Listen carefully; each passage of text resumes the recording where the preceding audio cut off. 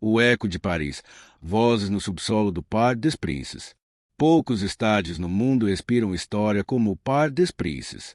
Erguido nos limites da velha Paris, sob fundações mais antigas que o próprio futebol, o lar do Paris Saint-Germain foi palco de vitórias épicas, derrotas memoráveis e celebrações que ecoaram pelas avenidas da Cidade-Luz. Mas há ecos que não deveriam existir. A lenda começou a tomar forma durante a reforma estrutural do estádio, entre 1977 e 1978. Operários relataram, discretamente, ouvir vozes durante as madrugadas, vindas de túneis que, até então, nem estavam nos mapas da estrutura. A princípio, acreditava-se que fossem ruídos das tubulações de ar, reverberando de alguma parte do encanamento antigo. Mas então vieram os gritos. Eram sempre ouvidos no mesmo horário, entre 2 horas e 3 horas da manhã. Primeiro, uma risada abafada, como se zombasse de algo. Depois, um som seco, como uma bola sendo chutada contra concreto. Em seguida, passos, vários, correndo, fugindo. E por fim, gritos em francês antigo, palavras que ninguém conseguia traduzir por completo, mas que sempre começavam com salvez-nos. Salvem-nos! O engenheiro-chefe da obra, Jacques Morial, cético por natureza, ordenou que lacrassem os túneis recém-descobertos. Segundo ele, aquilo era apenas resíduo sonoro de esgoto antigo. Ainda assim, semanas depois, 2 operários desapareceram. Eles deveriam transportar ferramentas para o subsolo do setor 5, mas nunca voltaram. Nenhuma câmera registrou sua saída. Seus nomes foram discretamente retirados dos registros da construtora. Durante a temporada seguinte, os jogadores do PSG começaram a relatar sensações estranhas ao atravessar os corredores do vestiário principal, especialmente nas noites de jogos. Alguns afirmaram ver sombras paradas no fim dos túneis técnicos. Outros ouviram alguém assobiando a Marselhesa em uma versão lenta, quase fúnebre. O clube não comentou oficialmente, mas em 1980, uma parte do subsolo foi novamente lacrada por segurança elétrica, de acordo com o comunicado à imprensa. Por décadas, tudo permaneceu em silêncio. O estádio foi reformado, modernizado e os fantasmas esquecidos. Até 2016. Naquele ano, o Parc des Princes passou por uma nova reestruturação nas áreas de segurança interna. Técnicos instalaram câmeras térmicas, sensores de movimento nos setores subterrâneos, já que parte das instalações seria automatizada para controle de segurança durante grandes jogos internacionais.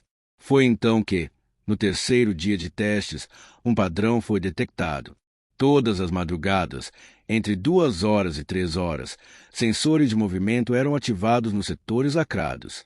Ao mesmo tempo, as câmeras térmicas detectavam formas humanas caminhando no subsolo, em linha reta, como se atravessassem túneis invisíveis.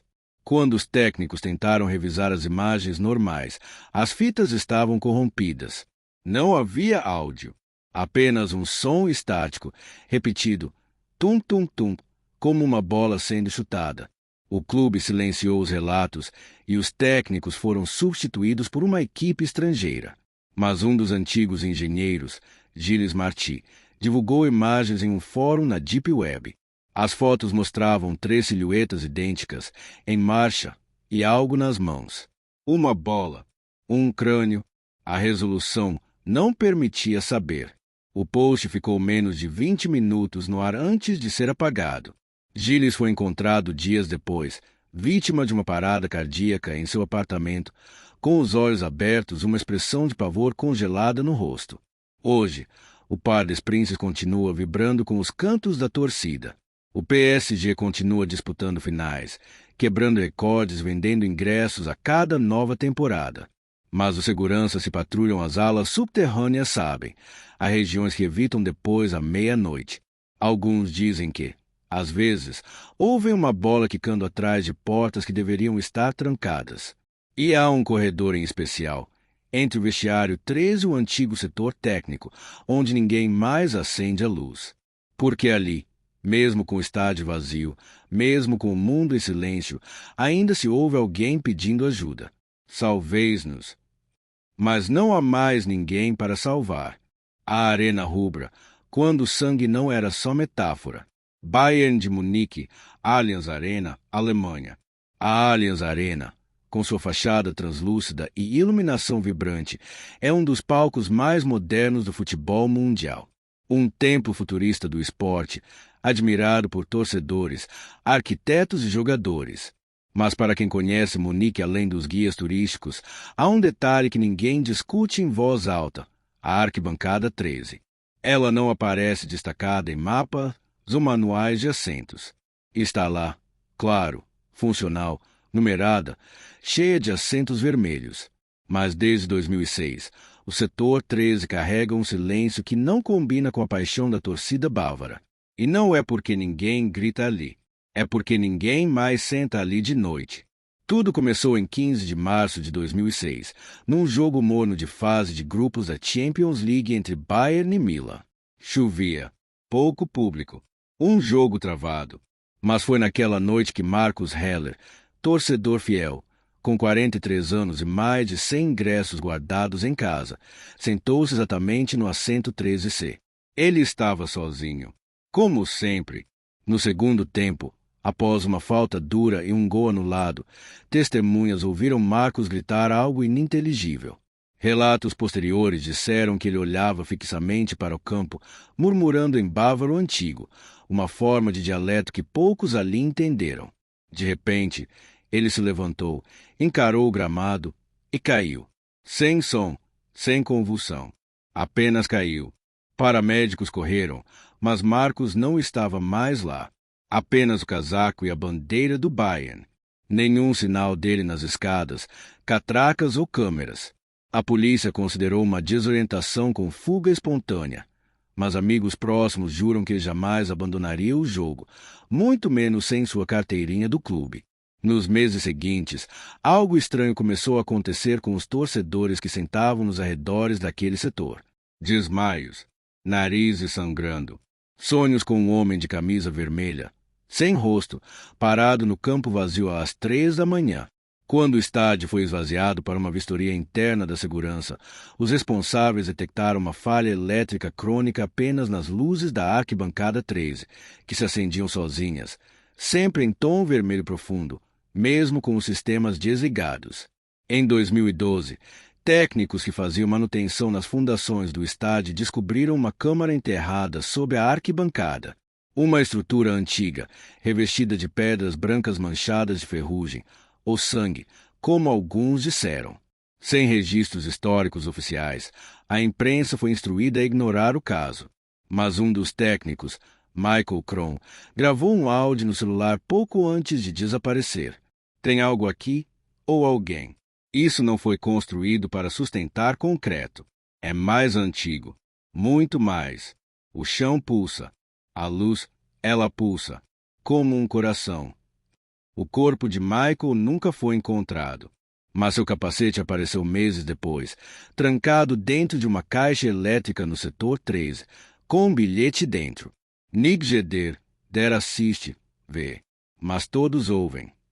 Nem todo mundo que assiste, vê. Mas todos ouvem. Nos últimos anos, o Bayern tentou lidar com o problema discretamente. Ingressos para o setor 13 foram limitados. As câmeras de transmissão evitam focar ali. E mesmo quando a Allianz se ilumina com outras cores para partidas internacionais ou eventos especiais, a arquibancada 13 permanece vermelha. Sempre. Jogadores do elenco principal já comentaram, em entrevistas apagadas pouco depois, sobre a estranha pressão de ar naquele lado do campo. Alguns dizem que o som da torcida desaparece completamente por instantes. Outros falam de vultos nas extremidades do gramado, como se algo ou alguém assistisse ao jogo e esperasse. Em 2021, um torcedor mais jovem, Emil Bauer, decidiu desafiar a lenda. Vestido com a camisa do Bayern e uma GoPro no peito, ele comprou ingresso para o 13C e transmitiu sua presença ao vivo por 23 minutos. No vídeo, tudo parece normal, exceto quando a transmissão falha por exatos 13 segundos. Quando retorna, Emil não está mais no assento. Só a câmera, tremendo, apontada para o campo vazio. O vídeo foi removido por conteúdo impróprio e inquietante. Hoje, muitos nem sabem da lenda. A Allianz Arena continua vibrando, recebendo grandes finais, goleadas históricas e multidões apaixonadas.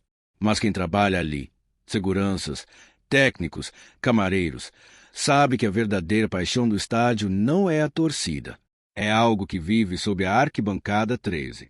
Algo que brilha em vermelho, mesmo quando o mundo dorme. Algo que espera mais um gol, mais um grito ou mais uma alma. Gritos na Bombonera, o gol que nunca existiu. Boca Juniors, estádio Alberto J. Armando, La Bombonera, Argentina. La Bombonera pulsa como um coração de concreto. Seu formato vertical, seu som inconfundível, seus degraus gastos por gerações de paixão.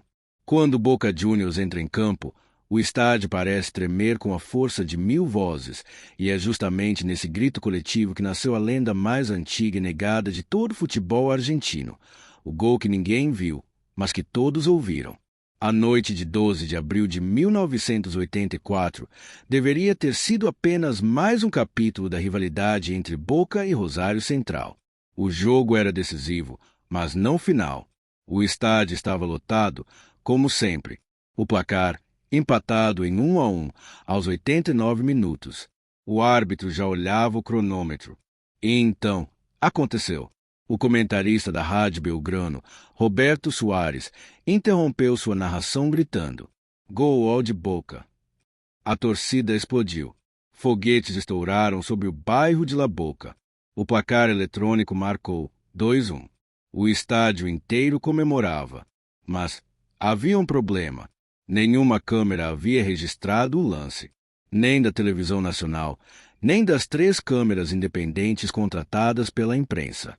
A transmissão ficou com 2 segundos de estática. E quando voltou, a bola estava no meio-campo.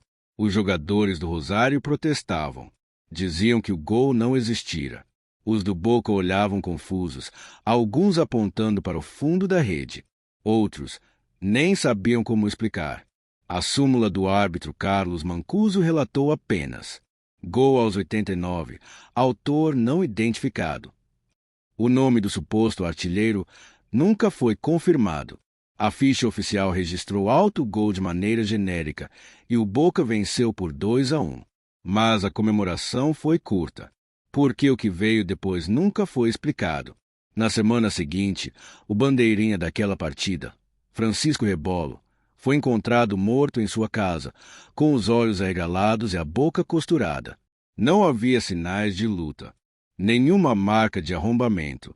No espelho do banheiro, escrito em marcador azul, uma única frase: "Eu que viu, não viu nada."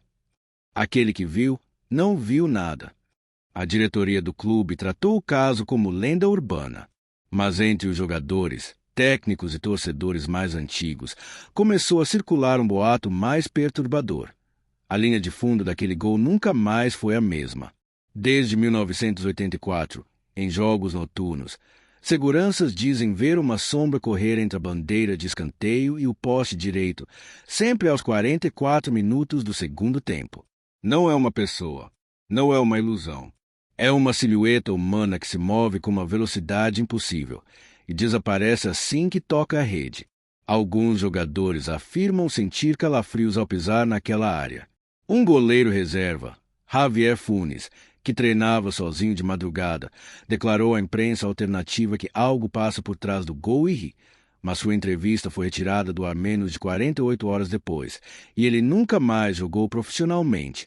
Durante a reforma parcial do estádio em 1996, operários encontraram uma porta trancada com cimento sob a arquibancada sul. Ao arrombá-la, descobriram uma sala com azulejos escuros, sem janelas, com marcas de chuteiras cravadas no chão e um número 9 desenhado com sangue seco na parede. Nenhum jogador daquele jogo usava camisa 9. O nome de quem jogaria com ela fora arriscado da ficha na última hora por conta de uma lesão. A porta foi novamente selada, dessa vez com concreto reforçado. O clube nunca comentou.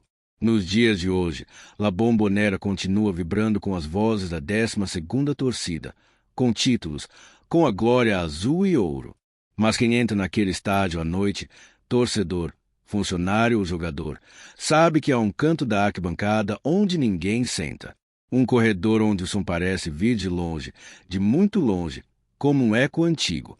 E um pedaço do gramado onde o vento sopra ao contrário. Na cabine da antiga Rádio Belgrano, desativada em 2007, ainda uma fita de rolo, nunca digitalizada, marcada apenas com a etiqueta. Eu gol que não fui. E nela, dizem, é possível ouvir o momento exato da comemoração, fogos, aplausos e um grito único, desesperado, vindo de dentro do microfone, sussurrando. És no sóio, no sóio. Mas quando rebobinam a fita, a voz já não está lá. O fantasma do setor 12, o torcedor que nunca foi embora. Flamengo, estádio do Maracanã, Brasil. No coração pulsante do Rio de Janeiro, há um colosso que não dorme. O Maracanã é mais do que um estádio, é um altar. Aqui se celebram glórias, desilusões, gols históricos e despedidas amargas. Mas entre seus 78 mil assentos, há um que nunca muda de ocupante. O setor 12, fileira H, assento 39. É ali que, desde 1995, funcionários relatam ver o mesmo senhor, sempre após os jogos do Flamengo. Alto, magro, de terno preto e chapéu cinza. Ele não fala, não reage e jamais pisca. Só permanece ali, observando o gramado, mesmo quando todos já se foram, mesmo quando as luzes se apagam. A primeira ocorrência foi registrada em um boletim interno da segurança, datado de 3 de dezembro de 1995. Flamengo x Fluminense. Jogo tenso, 3-2 para o Fla. Após a evacuação do estádio, 2 vigilantes noturnos relataram a presença de um homem imóvel no setor 12. Pensaram que era um torcedor perdido. Ao se aproximarem, viram que ele não se mexia e seus olhos pareciam de vidro. Um deles foi buscar reforço. Quando voltou, o homem havia desaparecido. Nenhuma câmera registrou sua saída. E naquele mesmo lugar, encontraram uma fita VHS dentro de um envelope pardo, com a etiqueta escrita à mão. Flamengo x Botafogo, 22 de outubro de 1989. Na gravação, de baixa qualidade, o Flamengo marca um gol no último minuto. A câmera treme com a vibração da torcida. Mas num frame congelado, vê-se claramente o mesmo homem de terno e chapéu, só que ele está ali, no mesmo assento, 39 da fileira H. 34 segundos depois, a imagem distorce. Um som de estática e um sussurro abafado, em tom rouco. Eu nunca fui embora. Desde então, relatos se acumularam. Um jogador reserva contou, em entrevista apagada, que em 2004 olhou para a arquibancada durante um treino fechado e viu alguém parado lá, solitário. Ao perguntar quem era, o técnico apenas respondeu: "Não olha de volta. Ele só aparece para quem está prestes a sair." Dias depois, o jogador sofreu uma lesão grave e nunca mais atuou. Funcionários de manutenção noturna evitam o setor 12. Dizem que os refletores ali piscam sozinhos, que o ar fica mais denso e que às vezes é possível ouvir um cântico antigo, "Vamos Flamengo", sendo sussurrado por uma única voz, como se alguém estivesse cantando para ninguém. Em 2010, um grupo de documentaristas tentou filmar um especial sobre os bastidores do Maracanã. Durante as gravações, um cinegrafista registrou acidentalmente a figura do homem parado no setor 12. Tentaram abordá-lo. Nada. Voltaram no dia seguinte para novas cenas, mas o operador de câmera desapareceu no hotel. No lugar onde ele dormia, havia um ingresso antigo do Flamengo datado de 1963, com o nome de Alves escrito à caneta. Curiosamente, os registros do estádio confirmam que um torcedor chamado Daniel Alves, sem relação com o jogador, frequentava religiosamente os jogos do Flamengo desde a década de 50. Seu assento fixo, setor 12, fileira H, número 39. Ele faleceu em 1994, de infarto, logo após uma derrota do Flamengo para o Vasco. Mas o estranho é que, segundo o filho, seu corpo nunca foi enterrado. O caixão estava lacrado e a funerária alegou problemas legais. O enterro foi simbólico. 10 anos depois, na reforma para a Copa de 2014, operários escavaram áreas profundas do setor 12 para refazer os sistemas hidráulicos. Durante as escavações, encontraram uma cavidade de concreto com um sapato. Dentro dele, uma etiqueta desgastada. De Alves, 39 horas.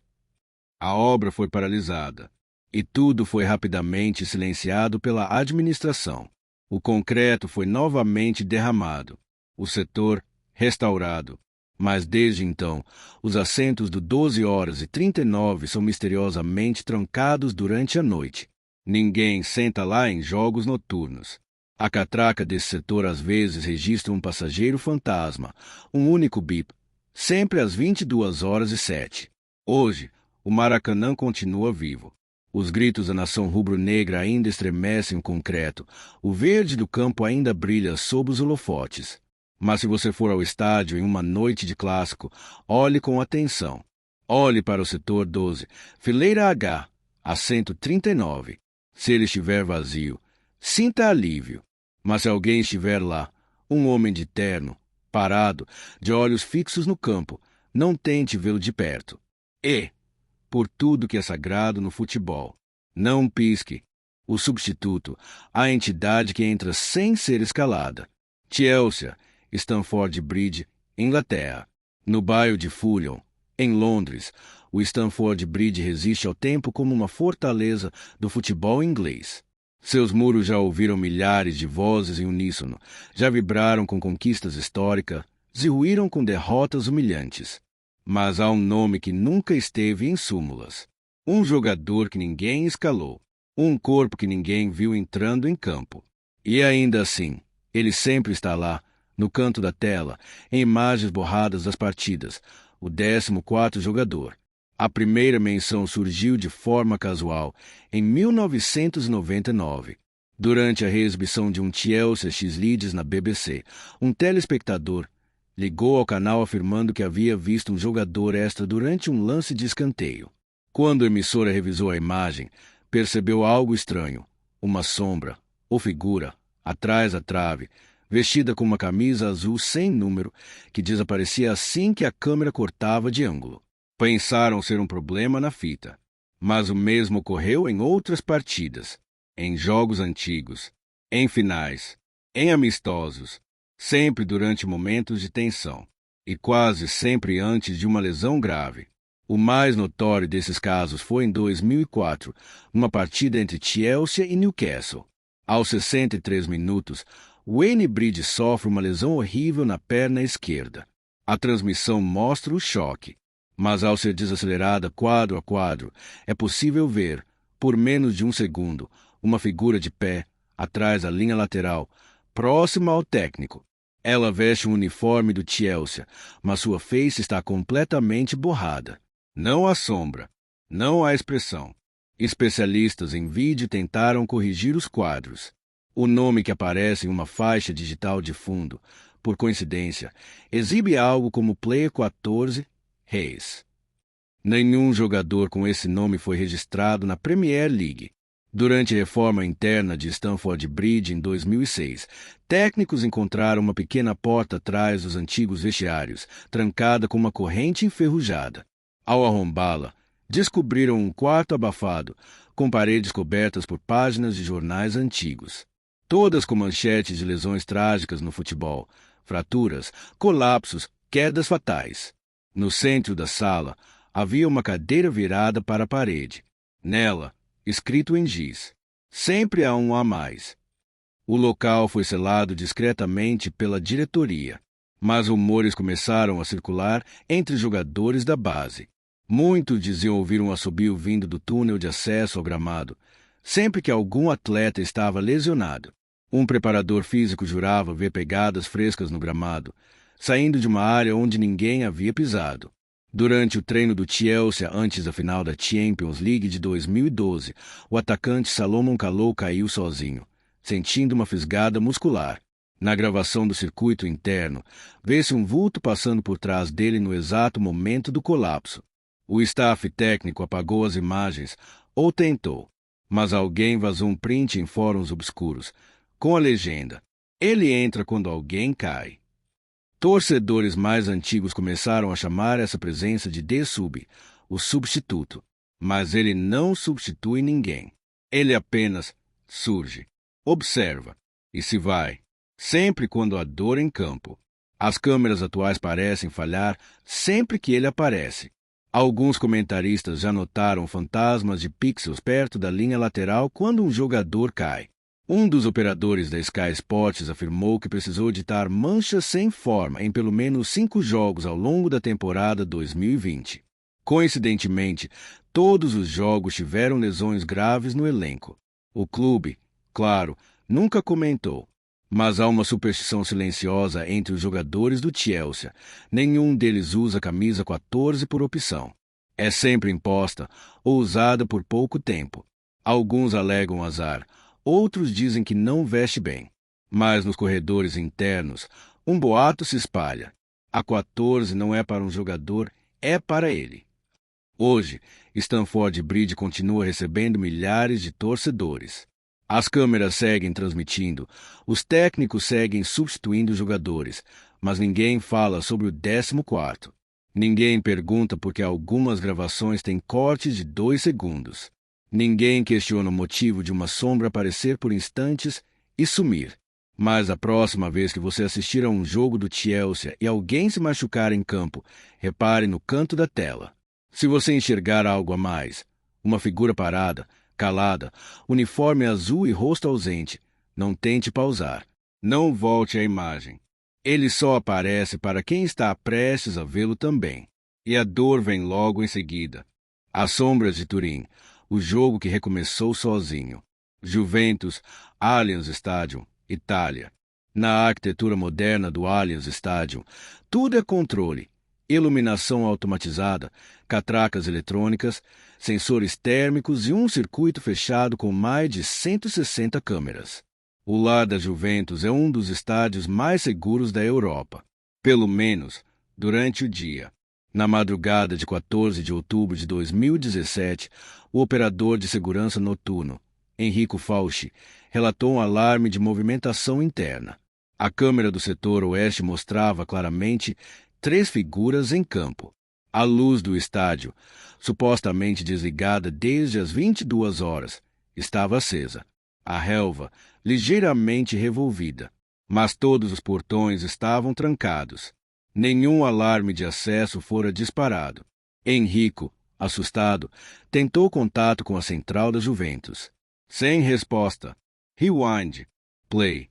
Rewind. Em todas as repetições, as 3 figuras moviam-se lentamente, trocando passes entre si. Pareciam jogadores, mas não usavam uniforme. Vestiam roupas antigas, da década de 1940. Roupas de guerra. O vídeo mostrava claramente o momento em que uma das figuras chutava em direção ao gol. Mas não havia bola. O goleiro, ou o que quer que fosse, se jogava mesmo assim. E o estádio, vazio e escuro, reverberava com um som seco, toque, como se algo invisível acertasse a trave. O arquivo de vídeo foi imediatamente salvo, renomeado como MOV-03H13. No dia seguinte, o arquivo havia sumido. A empresa de segurança alegou erro de sistema. Enrico pediu afastamento. Nunca mais voltou a trabalhar em estádios. Pesquisadores independentes tentaram cruzar os dados daquela noite com incidentes históricos. Foi quando descobriram um padrão. Em 13 de outubro de 1943, uma bomba caiu sobre o velho estádio da Juventus durante a Segunda Guerra Mundial. No momento da explosão, 3 jovens jogadores das divisões de base, que haviam entrado escondidos para treinar à noite, morreram instantaneamente. Seus nomes: Luigi Ferrini, Bruno Caressa e Matteo Greco. Nenhum deles tinha mais de 17 anos. Nunca chegaram ao profissional, mas seus corpos foram encontrados a poucos metros do círculo central. A lenda local dizia que foram enterrados com a bola que nunca pararam de chutar. Durante a construção do novo Allianz Stadium, os alicerces foram erguidos parcialmente sobre os restos do antigo campo, incluindo o círculo central. Engenheiros disseram que o subsolo ali era instável, mas a obra seguiu. E desde então, funcionários começaram a relatar coisas estranhas. Técnicos do gramado disseram encontrar marcas de chuteiras nas manhãs de segunda-feira. O sistema de irrigação, desligado à noite, ligava-se sozinho por volta das 3 horas. Câmeras acusavam sombras em setores sem iluminação. E um áudio, registrado acidentalmente durante uma transmissão teste, captou o som de 3 vozes sussurrando. Joshiamo âncora. Estamos jogando ainda. Em 2019, durante uma simulação de evacuação no estádio, 3 manequins usados para treinamento desapareceram. Nunca foram localizados.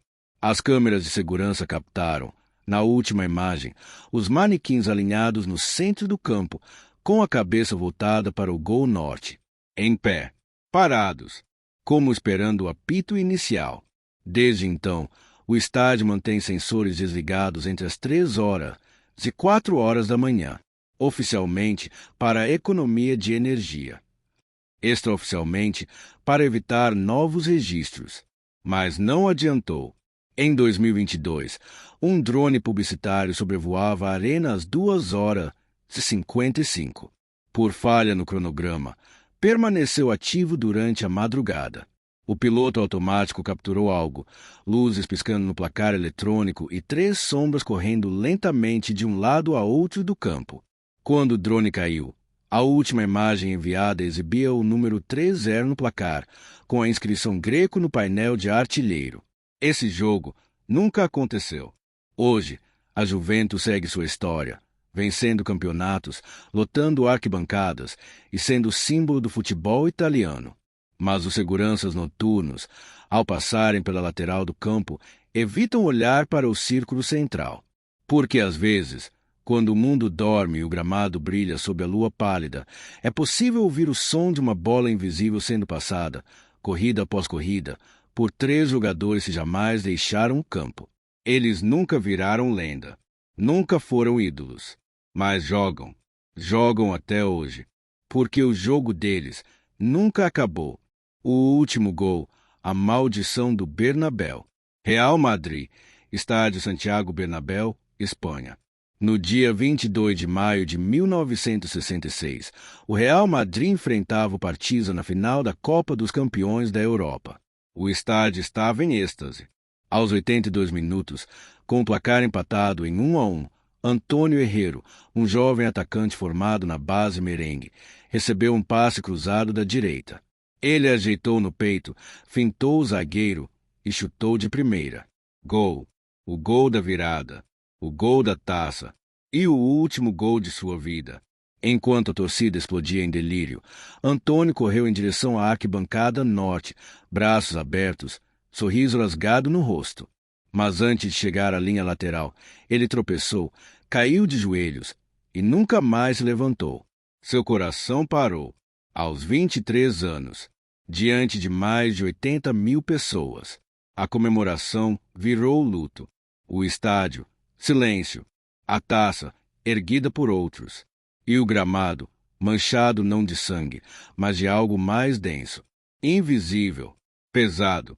Desde aquela noite, o setor norte do Bernabéu, entre as cadeiras 211 e 217, passou a carregar um peso que não consta em mapas ou projetos. Torcedores que sentam ali relatam sensações de formigamento, dores de cabeça súbitas e uma espécie de pressão no peito, como se um peso invisível os impedisse de respirar. Mas é nas noites de jogo decisivo que a maldição se manifesta por completo. Um zelador antigo do estádio, Ramon Galves, trabalhava ali desde 1970. Ele contava que, sempre que o Real jogava uma final europeia, a luz do refletor norte piscava aos 82 minutos, o mesmo momento do gol de Herrero, e que, nesse instante, se podia ouvir uma chuteira arrastando no chão, mesmo com o campo vazio. Ramon escreveu em seu diário, encontrado após sua morte. Ele ainda corre, mas nunca chega, como se o gol que marcou fosse também sua prisão. Em 1987, durante a manutenção do sistema elétrico do estádio, engenheiros encontraram algo inexplicável. Sob a arquibancada norte, Atrás da estrutura metálica havia uma cavidade desconhecida, uma sala de 3 metros quadrados, sem janelas, onde o som parecia reverberar com eco, mesmo sem causa física. No chão, uma camisa branca com o número 11, envelhecida, mas ainda úmida. O clube não comentou. A entrada foi lacrada. Jogadores da base contam histórias sobre o corredor que esfria de repente entre os vestiários e o gramado, exatamente no lado norte. Um goleiro das categorias inferiores, em 2004, desmaiou ao atravessar o túnel. Relatou ter visto um homem parado no canto do gramado, imóvel, com a camisa antiga do Real Madrid e os olhos fechados, como em oração. A figura desapareceu quando os médicos chegaram.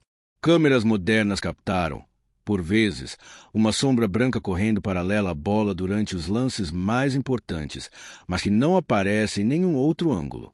Em 2022, uma dessas imagens foi divulgada anonimamente na internet. Nela, durante o gol da virada contra o Manchester City na Champions, vê-se por um segundo uma silhueta extra ao fundo, correndo em sentido oposto à comemoração. Sozinho, como se fugisse. Hoje, o Santiago Bernabéu brilha com tecnologia de ponta. Sua cobertura se abre. Sua iluminação pulsa. E o Real segue vencendo. Mas há um assento em especial que muitos evitam, o 213B, fila 11. Ali, dizem, a cadeira rende, mesmo sem ninguém. Ali, às vezes, um cheiro de grama molhada surge do nada. Ali, um torcedor já morreu em 2016, durante uma virada histórica contra o Wolfsburg, de parada cardíaca. Aos 23 anos, o mesmo número, a mesma curva do estádio, o mesmo grito preso na garganta. Reza a lenda que Antônio Herrero nunca deixou o campo, que cada virada do Real é um ciclo reencenado, e que, quando o próximo gol da vitória for marcado aos 82 minutos, ele finalmente chegará à linha lateral. Ou talvez caia, mais uma vez, preso, para sempre, no gol que deveria ser o início, e foi o fim. A oração proibida, a maldição de Riad. Al Hilal, King Fahd National Stadium, Arábia Saudita. No coração do deserto, cercado por dunas e vento quente, ergue-se o monumental King Fahd National Stadium. Uma joia arquitetônica com suas colunas simétricas, arquibancadas que lembram pétalas de uma flor e um silêncio sagrado que recobre o local sempre que não há jogos. Mas entre os jogadores, técnicos e funcionários, esse silêncio esconde algo mais profundo, algo que começou em 1998, numa madrugada abafada, durante o Ramadã. Era meia-noite quando 5 jovens, torcedores fanáticos do Al Hilal, filhos de comerciantes locais, entraram escondidos no estádio. Não para vandalizar, não por idolatria. Eles tinham um propósito, invocar uma entidade antiga do deserto. Segundo relatos de familiares, eles haviam encontrado um livro estranho, envolto em tecido escuro, enterrado perto das ruínas de uma mesquita abandonada no leste da cidade. O manuscrito, escrito em árabe antigo misturado a símbolos desconhecidos, descrevia um ritual de visão, que só poderia ser feito em solo sagrado onde multidões clamaram por glória. E o círculo central do estádio, palco de vitórias e derrotas, suor e oração, parecia ideal. Câmeras do circuito interno registraram algo perturbador. Às 0h47, as luzes do estádio acenderam sozinhas. Os sensores, desativados, voltaram a funcionar, e o sistema de áudio, desligado havia dias, emitiu um som agudo, como um lamento grave, por exatos 13 segundos. Após isso, um por um, os sistemas falharam. No dia seguinte, apenas um dos 5 jovens foi encontrado, sentado no banco de reservas, em transe, repetindo a mesma frase. Não era uma prece, era uma chamada, e ela respondeu. Os outros 4 nunca foram vistos novamente. Desde aquela noite, o círculo central do King Fahd Stadium se tornou o foco de episódios inexplicáveis. Jogadores do Al Hilal relataram sentir calafrios súbitos ao pisar ali, mesmo sob o calor escaldante de 40 graus. Goleiros dizem ouvir passos atrás de si, vindos do meio de campo, quando o estádio está completamente vazio. Em 2003, um preparador físico caiu desmaiado durante o aquecimento. Em seu relatório médico, escrito ainda sob o efeito do susto, ele afirmou que alguém empurrou com força invisível. Segundo testemunhas, ele gritava olhos no alto, ao acordar. O que mais perturba, porém, são os relatos sobre as arquibancadas superiores. Jogadores e técnicos, em jogos noturnos, afirmam ver silhuetas imóveis no setor mais alto, mesmo com o estádio vazio ou parcialmente fechado. Essas figuras não se movem, não torcem, não interagem, apenas observam e desaparecem quando se tenta focalizá-las com câmeras ou lanternas. Em 2011, um fotógrafo amador conseguiu capturar uma imagem do estádio ao entardecer. Na fotografia, em alta resolução, uma figura pode ser vista no canto superior da arquibancada leste, sem rosto visível, com braços estendidos em pressa invertida e pés flutuando a alguns centímetros do chão. O Al-Hilal tentou abafar os casos. Funcionários envolvidos foram demitidos. O sistema de segurança foi trocado, mas nada adiantou. A superstição entre os jogadores é clara. Nenhum treino noturno deve começar às 0h47. O círculo central é evitado até os últimos instantes. Alguns atletas rezam em silêncio antes de cruzar aquela área. Outros se recusam a pisar com o pé direito primeiro, uma tradição que inverte o costume muçulmano por pura proteção. Hoje, o King Fahd International Stadium segue sendo palco de grandes decisões, partidas de seleções, títulos. Mas quem sobe até o último anel das arquibancadas, sozinho, jura ouvir algo que o vento do deserto não explica. Uma voz sem origem, recitando um versículo que não está no Alcorão. Algo antigo, algo anterior, algo que não pertence a este mundo e que ainda aguarda, nas sombras mais altas do estádio, pela próxima oração feita com coração impuro. Terra dos mortos, o estádio sobre ossos antigos. Pachuca, Estádio Hidalgo, México.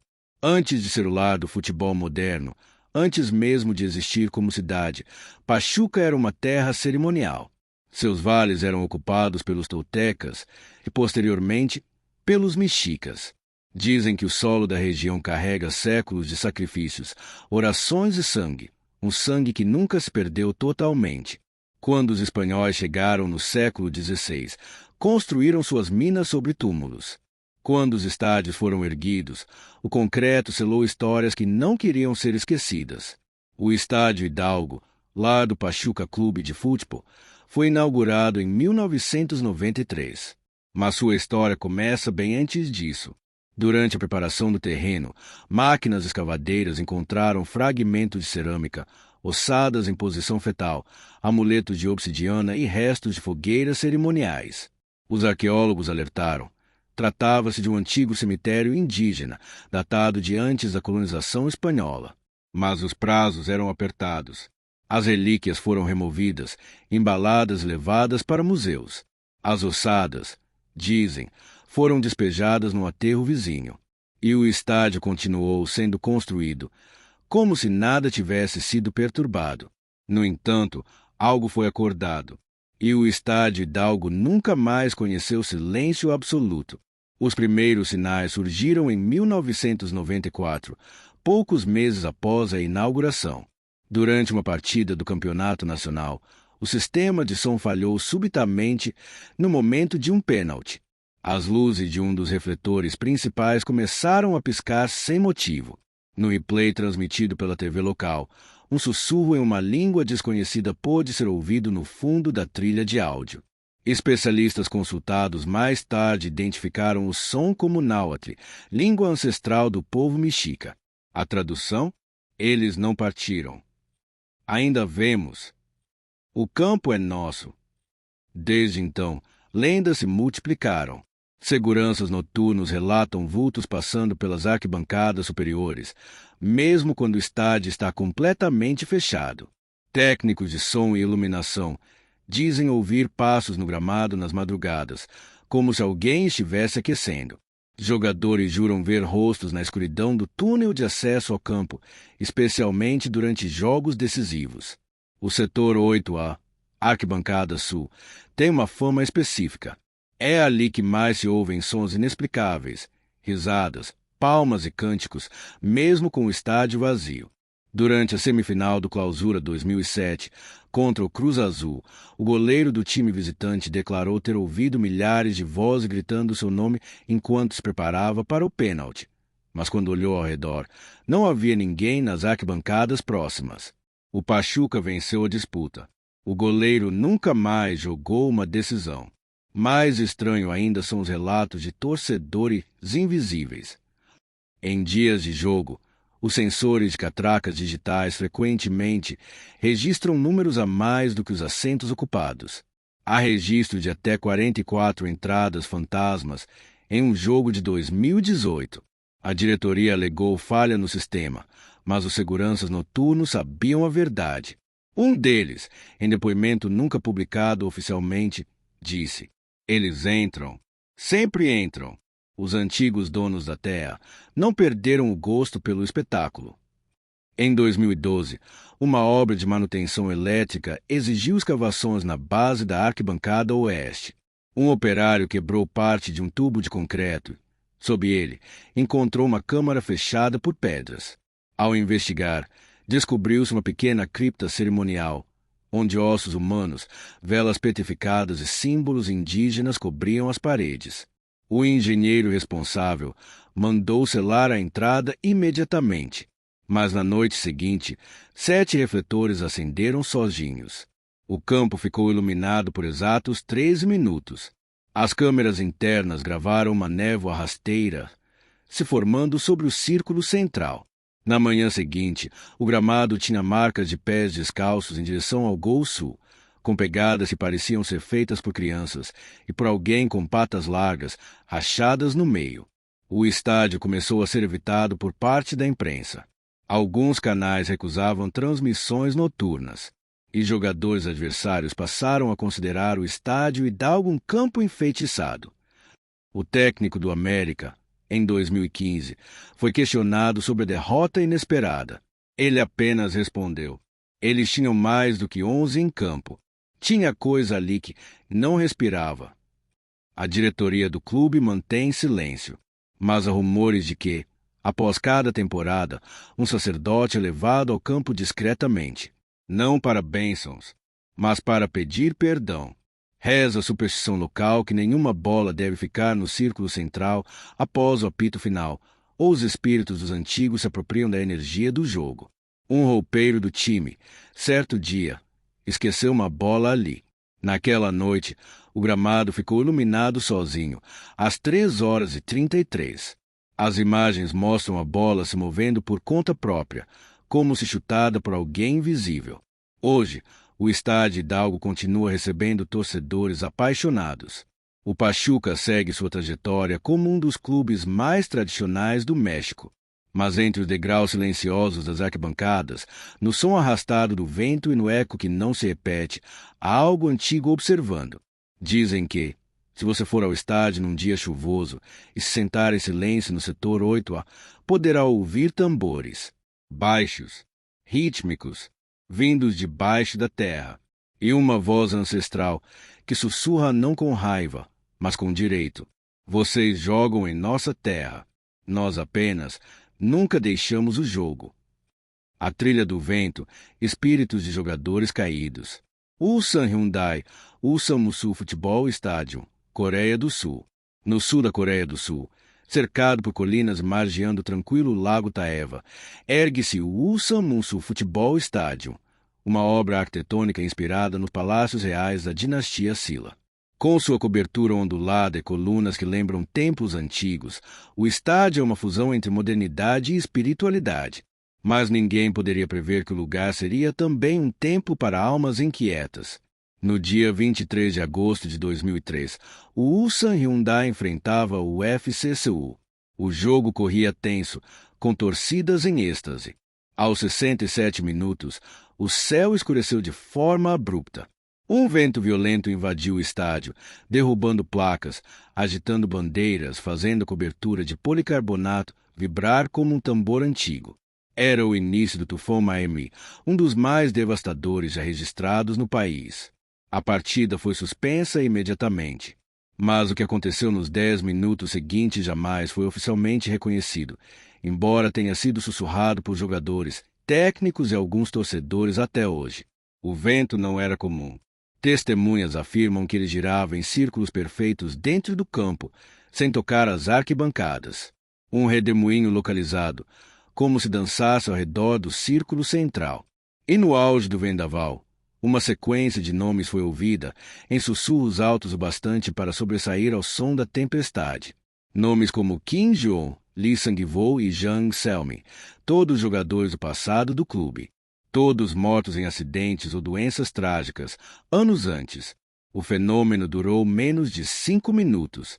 Mas desde aquela noite, o Ulsan Munsu nunca mais foi o mesmo. Os primeiros relatos surgiram discretamente. Em treinos noturnos, jogadores da base diziam ouvir seus próprios nomes chamados pelo vento, mesmo quando não havia brisa. Em 2005, o técnico de preparação física abandonou o cargo alegando problemas auditivos. Eu ouço vozes no vento chamando de forma urgente, e cada vez mais perto. Mas o padrão se tornou claro com o tempo. Sempre antes de uma derrota humilhante ou uma lesão grave, o vento volta a soprar e traz nomes. Em 2008, durante uma partida contra o Jeonbuk Motors, o Ulsan vencia por 2-0. Aos 78 minutos, uma brisa forte invadiu o estádio. Não parecia ameaçadora, mas fazia as bandeiras girarem ao contrário da direção natural. Um zagueiro do Ulsan caiu no chão subitamente, sem contato com adversários. Fratura exposta. Nos minutos seguintes, o time sofreu 3 gols e perdeu a partida. As câmeras internas captaram algo estranho naquela noite. Um borrão translúcido mal visto do círculo central até a lateral do campo, como se acompanhando a bola. Quando o jogador cai, o borrão desaparece. Especialistas alegaram falha digital, mas técnicos da federação viram a gravação original, e um engenheiro de imagem comentou: se foi um erro, ele tem forma humana e parece correr. Funcionários do estádio evitam mencionar isso, mas há um protocolo não oficial. Em dias nublados, nenhuma equipe pode treinar no círculo central entre 16 horas e 17 horas, horário da entrada do sol entre as colinas. Segundo superstição local, é nesse momento que os espíritos da linha do tempo, como chamam as entidades do vento, caminham entre os mundos. Em 2016, um dos jardineiros do gramado relatou ter visto pegadas fundas na grama molhada, sempre no mesmo padrão. 3 pares de pés descalços indo em direção ao gol oeste. Ele as fotografou, mas os arquivos sumiram de seu celular após a noite, e o aparelho só repetiu uma notificação estranha. Aviso, eles ainda estão aqui. E estão. Jogadores adversários já comentaram, anonimamente, sobre o desconforto de jogar no Ulsan Munsu. Um atacante japonês contou que, ao cobrar um pênalti, ouviu seu nome no ouvido esquerdo, mas ninguém estava ali. Parecia um sussurro, mas também um lamento, como se alguém dissesse não chute ponto. Na cultura coreana, acredita-se que almas inquietas se manifestam por meio da natureza, principalmente do vento, que é o veículo entre mundos. E se o lugar onde elas morreram ou foram esquecidas é profanado por barulho, comércio ou aplausos, elas voltam não por vingança, mas por memória. Hoje, o Ulsan Hyundai continua sendo um dos clubes mais fortes da Coreia, com torcedores apaixonados e títulos no currículo. Mas aqueles que trabalham no estádio dizem que há mais em campo do que os olhos veem. Nas madrugadas silenciosas, quando o vento sopra do lago e os refletores estão apagados, é possível ouvir nomes, antigos, esquecidos, feridos, cruzando o gramado como uma escalação fantasma. Eles não querem revanche. Eles querem ser lembrados. E o vento, o mesmo que os levou, traz de volta suas vozes. A quarta chave, o mistério das portas que ninguém construiu. Auckland City, Kivichea Street, Nova Zelândia. O Kivichea Street não é um estádio imponente. Localizado em um bairro tranquilo de Auckland, com capacidade para pouco mais de 3.000 torcedores, ele se parece mais com um campo de futebol comunitário do que com a casa do clube mais vitorioso da Oceania. Sem grandes arquibancadas, sem estruturas tecnológicas de última geração. Mas, talvez justamente por isso, o que ali aconteceu ficou menos documentado e mais temido. A primeira ocorrência estranha aconteceu em 2009, logo após uma derrota inesperada do Auckland City para um time da segunda divisão. Na manhã seguinte, quando funcionários do clube chegaram ao estádio, encontraram uma porta trancada atrás do galpão de materiais, no lado oeste do campo. Não havia nenhum registro de reforma, nenhuma entrada construída naquela parede. E, ainda assim, a porta estava ali, de madeira escura, com símbolos entalhados em padrão espiralado, semelhantes à iconografia maori antiga. Sem maçaneta, sem dobradiça aparente. Apenas uma fenda estreita onde, talvez, uma chave muito específica pudesse ser inserida. A diretoria achou que era uma brincadeira de mau gosto ou uma instalação clandestina de artistas urbanos. Mandaram remover a porta, mas ninguém conseguiu sequer arranhá-la. O metal das ferramentas amolecia ao contato. Um engenheiro contratado afirmou que aquilo não era madeira comum, e nem estava exatamente na parede, mas dentro dela. Dias depois, a chave 4 do armário de uniformes, uma chave velha, pequena, usada há anos e esquecida pela maioria, desapareceu. No seu lugar, alguém deixou um papel amarelado com 4 espirais desenhadas em tinta vermelha. O roupeiro, Jurash Tomlin, abandonou o cargo na semana seguinte. Em seu relato ao clube, ele disse: "A chave foi levada pela parede. E agora ela responde. Eu ouvi ela abrindo quando ninguém mais estava aqui."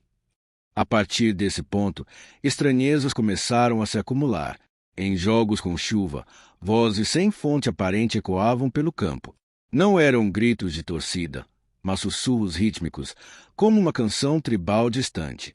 Jogadores começaram a ter sonhos repetitivos com corredores sem fim, paredes cobertas de musgo e uma voz feminina dizendo: "Tuatei, Tuarua, Tuatoru, Tuava."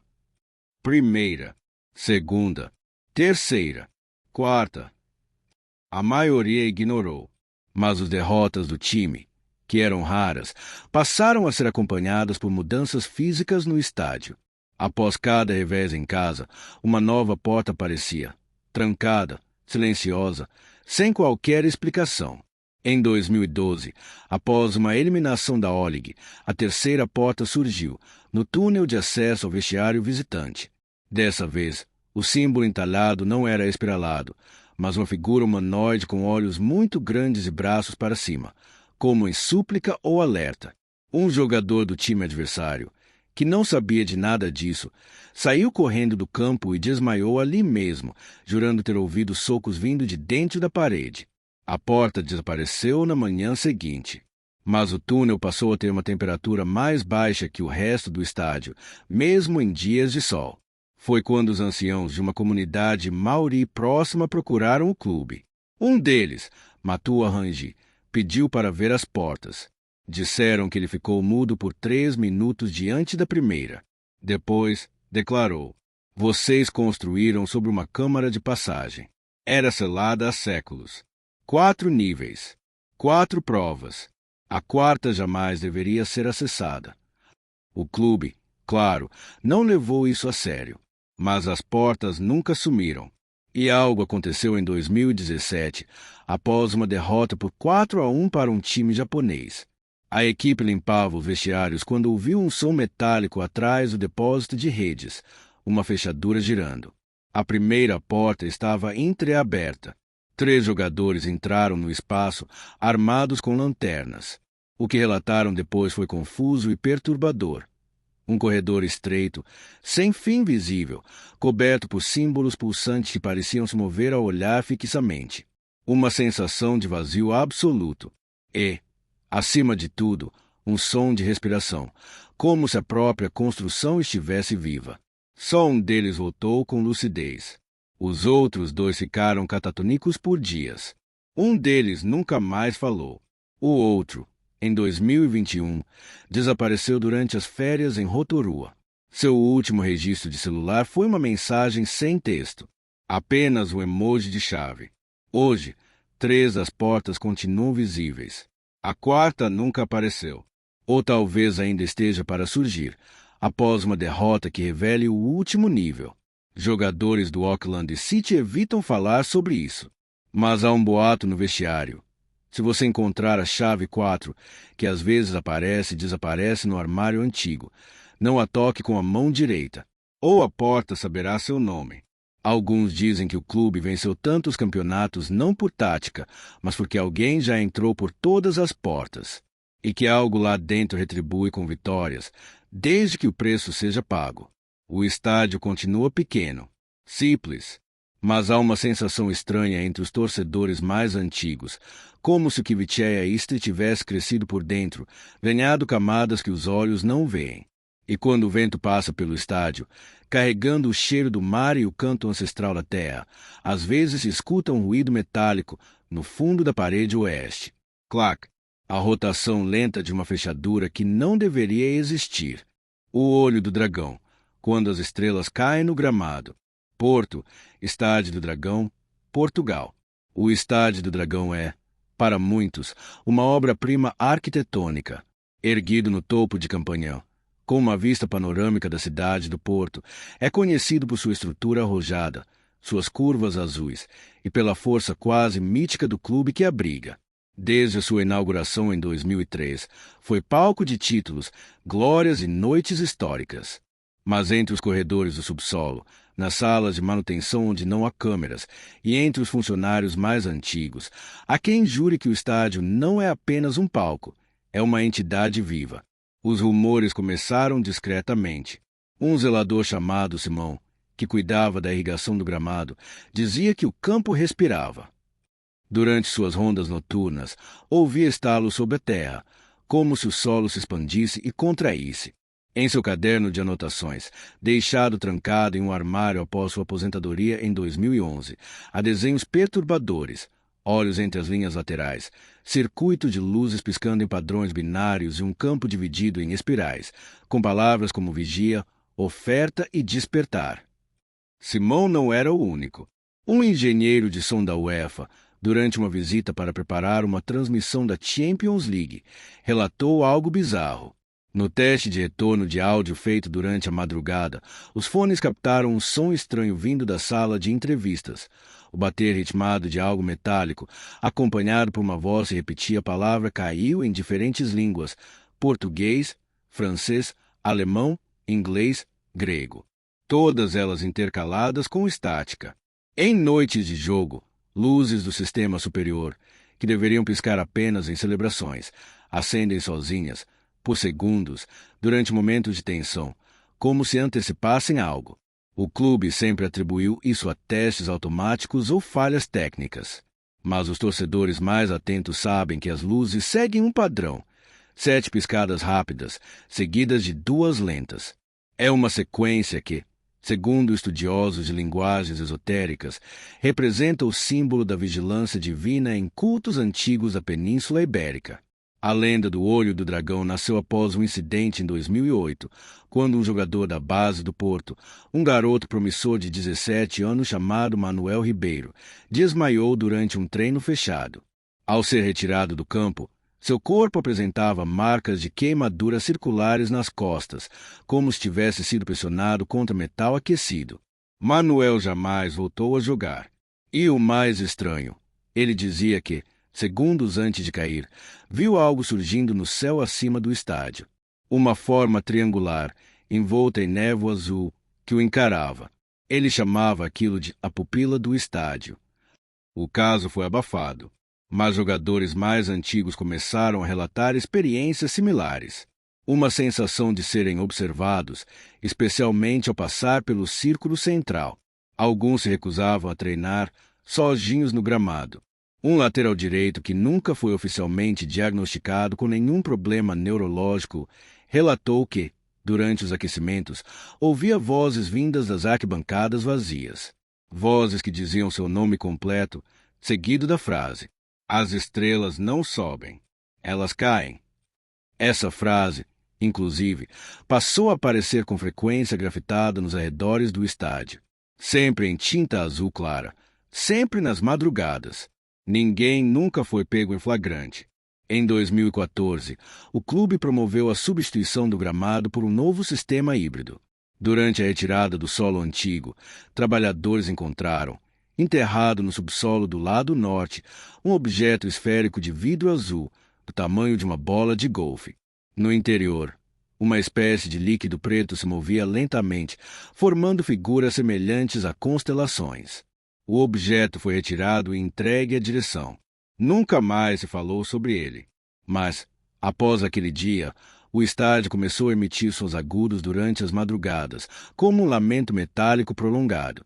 Vizinhos passaram a relatar noites insones e pesadelos com olhos flutuando sobre as casas, seguidos por quedas inexplicáveis de energia. O Porto continuou vencendo, mas algo mudou.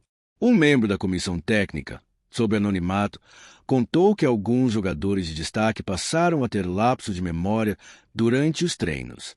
Um deles, ao ser questionado sobre a tática de marcação, respondeu com palavras desconexas.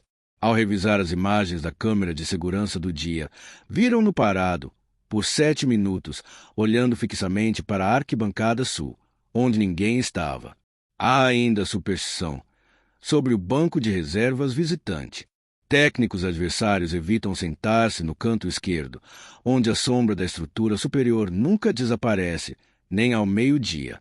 Aqueles que sentaram ali relatam calafrios, palpitações e visões momentâneas de uma figura azul, com braços desproporcionais, sentada na fileira da frente.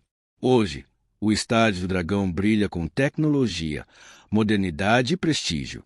Mas para quem permanece ali após o apito final, quando as arquibancadas ficam vazias e o campo repousa em silêncio, há um momento, breve, mas real, em que tudo parece respirar. E, nesse instante, algo observa do centro do campo. Algo antigo, algo faminto. Porque, segundo os mais velhos, o dragão não é o símbolo, é o dono. E quando as estrelas caem no gramado, ele escolhe qual delas jamais voltará a subir. A última transmissão, o gol que nunca foi ao ar. Los Angeles FC, BMO Stadium, Estados Unidos. Em meio ao brilho da Califórnia, aos letreiros luminosos de Los Angeles e à arquitetura de vanguarda que domina o horizonte, há um estádio que, à primeira vista, parece imune ao tempo e ao mistério. O BMO Stadium, lá do Los Angeles FC, é moderno, elegante, conectado por fibra ótica de alta velocidade, projetado para ser um dos mais tecnológicos da América do Norte. Mas, como toda cidade que brilha demais, existe uma sombra que acompanha cada luz. A história começa na noite de 23 de setembro de 2022. O Las enfrentava um time canadense em casa, num jogo tenso transmitido ao vivo para diversos países. Aos 86 minutos, com o placar empatado, o atacante colombiano Diego Mendes recebeu um cruzamento perfeito e marcou de cabeça. Um gol de antologia. A torcida explodiu. Fogos, gritos. O comentarista, em êxtase, gritou: "Gol histórico do Lavs". Mas algo inexplicável aconteceu. Nenhuma câmera registrou o lance. Na transmissão oficial, a tela congelou por exatos 6 segundos, bem no momento do gol. O som sumiu. Quando voltou, o jogo já reiniciava do círculo central. A pontuação no placar eletrônico do estádio subiu, mas na transmissão global, o gol simplesmente não existiu. A falha foi atribuída a um glitch digital causado por interferência nas torres da transmissão local. A empresa de mídia contratada investigou o arquivo bruto da câmera que captava o lance e encontrou apenas estática, seguida de um frame isolado, borrado, que mostrava as arquibancadas completamente vazias, como se o jogo nunca tivesse acontecido. 3 dias depois, o operador da câmera principal, Jay Delvecchio, desapareceu. Seu último registro foi entrando no estádio com uma mala pequena e o celular na mão. Não há imagens dele saindo. O sinal do celular se apagou ao meio-dia do dia seguinte. Seu carro permaneceu no estacionamento por semanas. O clube alegou que ele havia pedido demissão por e-mail, mas o e-mail foi enviado de dentro do servidor do estádio, com um IP não registrado. O mais estranho veio após isso. Torcedores entrevistados pela imprensa diziam não se lembrar do gol. Alguns juravam que o jogo havia terminado empatado. Outros nem se recordavam de ter assistido. A imprensa escrita também apresentou versões contraditórias. A ESPN publicava manchetes que variavam conforme a região. Em alguns estados, o resultado mostrava vitória. Em outros, empate. E em versões internacionais do site, o jogo simplesmente não constava no calendário. O LAF seguiu jogando. Venceu títulos. Mas funcionários internos começaram a relatar falhas constantes nas transmissões ao vivo. Sempre nos mesmos setores do estádio, as câmeras próximas ao portão leste e à arquibancada 12. As imagens travavam, o áudio distorcia. Em algumas gravações arquivadas, revisadas por técnicos externos, vozes podiam ser ouvidas no fundo do som ambiente. Ele marcou, mas não devia. A sala de controle central, no subsolo do estádio, tornou-se um local evitado por muitos. Operadores relatavam que os monitores às vezes mostravam imagens que não correspondiam ao jogo real. Pessoas de pé em locais vazios, torcedores imóveis por minutos, e em um caso registrado no jogo contra o Galaxy, um jogador extra em campo, vestindo o uniforme do Lavs, correndo em sincronia com o ataque, mas que não constava na ficha técnica. Um analista de vídeo anônimo, após revisar 18 horas de imagens cruas, afirmou: existe um padrão no erro. Ele sempre acontece em momentos de virada, quando algo muda drasticamente. E nesses momentos aparece alguém. Sempre o mesmo vulto, mesma posição, mesmo ângulo, como se quisesse entrar no jogo. Na cabine 4B, usada por repórteres visitantes, há relato de que certos microfones sintonizam vozes de transmissões antigas.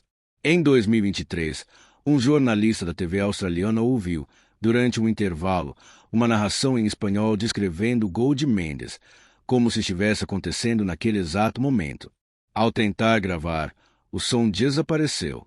Poucos meses depois, durante uma manutenção nas conexões de fibra ótica sob a arquibancada leste, os técnicos encontraram um cabo extra, não mapeado, que ligava diretamente a uma das caixas pretas do sistema de transmissão. O cabo levava uma pequena câmara oculta atrás da parede, um compartimento do tamanho de uma cabine telefônica, com uma tela analógica acesa, mesmo sem energia. Na tela, em looping, passava o jogo de 23 de setembro de 2022, mas com as cores alteradas, a imagem tremida e sem jogadores em campo. Apenas o campo vazio, com o som do público ao fundo, gritando por um gol que nunca aparece. O clube selou o local. Mas desde então, a superstição nasceu. O BMO Estádio é um transmissor e uma prisão. Algo se infiltrou nas redes durante aquela noite. Algo que vive entre os pixels corrompidos, nos segundos que caem no limbo digital. Os torcedores antigos agora dizem que, se você assistir a reprise de um jogo do Lavs, sozinho e com o volume alto, poderá ouvir uma narração que não foi feita por nenhum comentarista conhecido. Uma voz metálica, como se misturada ao som de um rádio antigo, sussurrando. Ele marcou, mas o jogo não acabou. Ainda estamos assistindo. E se o estádio estiver vazio, num dia sem partidas, e você andar pela lateral leste durante o crepúsculo, verá algo refletido nas janelas de vidro do setor 12, um lampejo branco, como o flash de uma câmera. Mas não há fotógrafo ali. Nunca houve. Porque talvez, naquele gol que sumiu, alguém entrou no campo e nunca mais saiu. Não como jogador, não como fantasma, mas como sinal. O estádio, dizem os mais ousados, é apenas o início. O verdadeiro jogo agora acontece nas câmeras. E quando a luz piscar durante a comemoração de um gol improvável, pergunte-se, quem está gravando? E mais importante, quem está assistindo, mesmo depois da transmissão terminar? Obrigado por ficar até o fim e mergulhar nessas histórias sombrias comigo. Se gostou, já sabe, deixe o seu like para ajudar o canal a crescer e compartilhar essas lendas que poucos ousam contar. Se ainda não é inscrito, inscreva-se agora para não perder nenhuma história de terror que está por vir. E se você quer entrar ainda mais no clima dessas noites escuras, recomendo o fone que uso para ouvir cada sussurro e som no silêncio absoluto. Também tem essa luminária de lua que transforma qualquer ambiente numa verdadeira atmosfera de suspense. Os links estão aqui na descrição e no comentário fixado. Comprar por eles não custa nada mais para você, mas ajuda muito o canal a continuar trazendo conteúdo aterrorizante para você. Até a próxima, se tiver coragem.